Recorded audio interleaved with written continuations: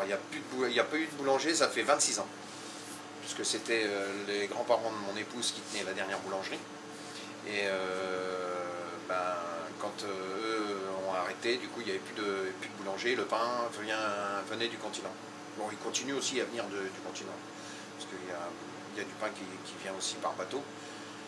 Et c'est pour ça que nous on voulait, la première fois que j'étais venu à Saintes, c'est ce qui m'avait choqué, quoi. Comment ça se fait qu'il n'y avait pas de boulangerie sur l'île, malgré les personnes qui y avaient, quoi. Alors tout le monde me disait c'est quelque chose qui ne marchera jamais, c'est fini, il n'y a plus assez de monde et tout. Moi j'ai toujours cru en disant le pain c'est quelque chose à travers les temps qui a toujours existé, il faut du pain pour manger, dans tous les pays il y a du pain.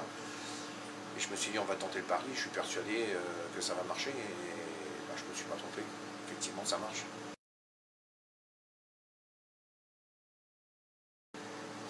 Au départ c'était parti en pain, bon pour les sandwicheries c'était du pain prépoussé qu'on avait, des pâtons.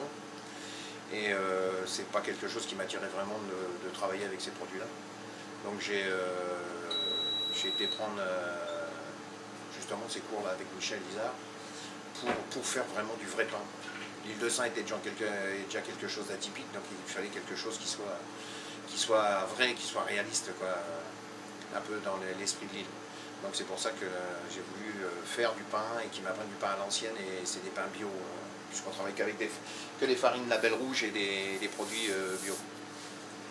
Le pain de mer, maintenant, commence à être connu, et j'ai eu un coup de téléphone il y a 15 jours de ça, d'une personne qui était au Chili, qui redescendait sur le Portugal, et demandait si j'aurais du pain de mer au moment où il allait passer, parce qu'il voulait en prendre pour continuer sa route jusqu'au Portugal.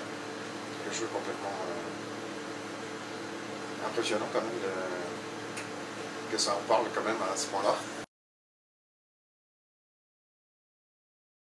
On s'est diversifié, quand on a commencé à faire la sandwicherie, il y a des gens qui nous ont demandé si on faisait pas un peu d'épicerie, donc on a fait un peu d'épicerie. L'épicerie a commencé à prendre de l'ampleur, on a fait de la rôtisserie, donc on fait des poulets rôtis, des choses comme ça. Après on a fait de la charcuterie, un peu de boucherie, et puis l'activité boulangerie, et depuis cette année on a l'activité du tabac, puisque sur l'île personne ne prenait le tabac, donc du coup on a repris la licence tabac pour qu'il y ait quelque chose de tabac sur l'île de Saint. Toute l'année on a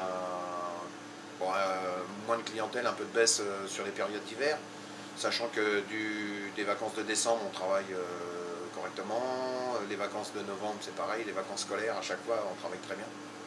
Donc on arrive à compenser avec l'été, on arrive à compenser la perte de production qu'on a en hiver avec le travail de l'été.